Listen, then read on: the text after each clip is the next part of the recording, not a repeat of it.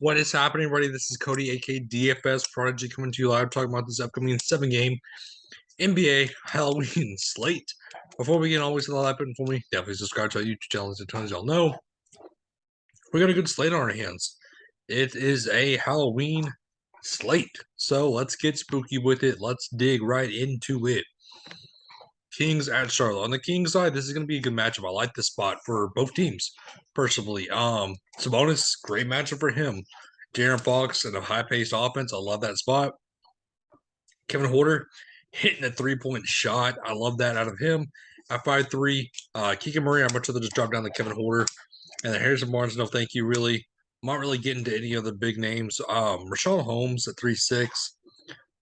It's interesting how much he's changed from last season to this season. He had a bigger role last season, obviously, but if you need value, I kind of get it, but at the same time, it's not my favorite.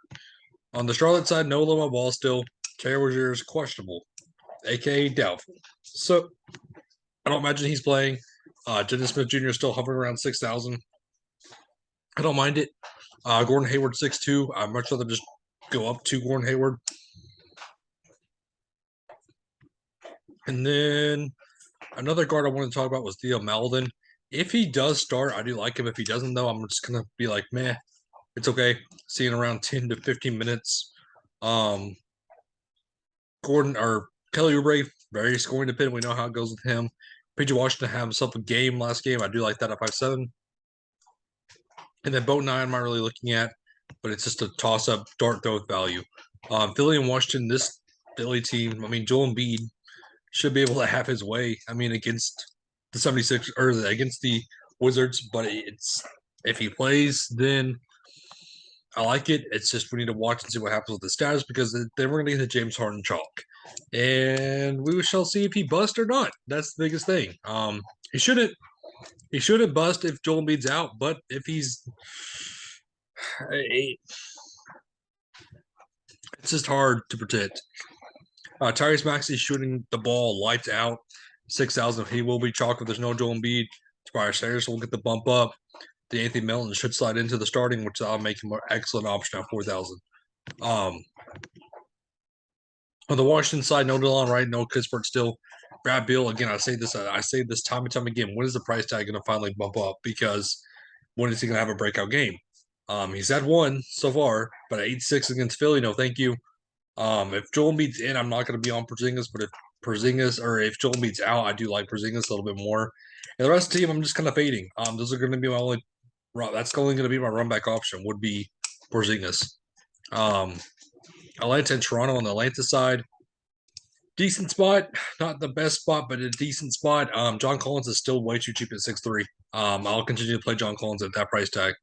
Clint Capella splitting minutes with the Kongwu, no thank you. DeAndre Hunter, meh. John Murray, Trae Young, again, if you play him, you play him. You don't, you don't. But I kind of really go to other spin ups. On the Toronto side, kind of a similar story. This is an okay spot for them. The price tag that does stick out is Scotty Barnes at 6'5". I do like that price tag a ton. But Van Fleet, 7'7" is a mid-range meh option. Pascal Siakam 89. I'd rather go to other spin ups. I'm not getting Tupouche. I'm not getting the OG and Anobi. Gary Trent's way too scoring dependent for me, especially for my liking. Let's go to a great game on paper for DFS wise at least. Indiana, smash spot for them. Fire up some Tyrese Halliburton at 8'5". Fire up some Miles Turner if he does play at 5'5". It's way too cheap for Miles Turner. If Miles Turner is somehow all of a sudden out, I'm going to look to Isaiah Jackson and Jalen Smith. It's just it depends on ownership wise and which one. And then Benedict Mathurin, I mean, he's been. He has been an excellent rookie so far. I mean, 40, 24, 26, 16, 43. He's shooting lights out.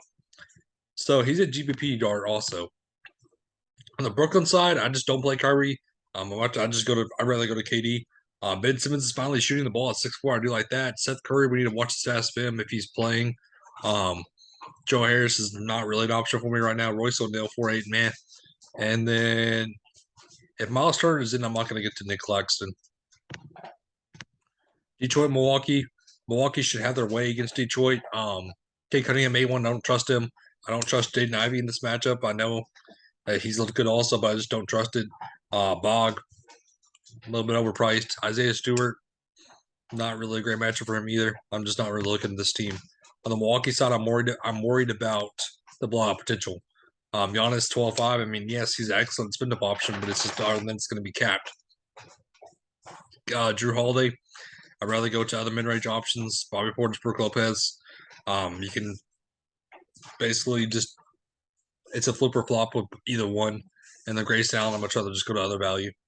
Let's go to Memphis and Utah. Another great game. On the Memphis side, Jay Morant, we need to watch stats of him. He's questionable.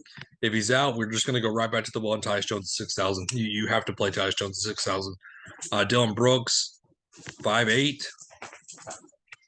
It's Dylan Brooks. That's the problem. Is he's going to shoot like 20 times a game, literally. And if he hits a shot, he hits a shot. If he doesn't, then it's a downfall. So it's like poison. Be careful. I mean, be freaking careful with Dylan Brooks.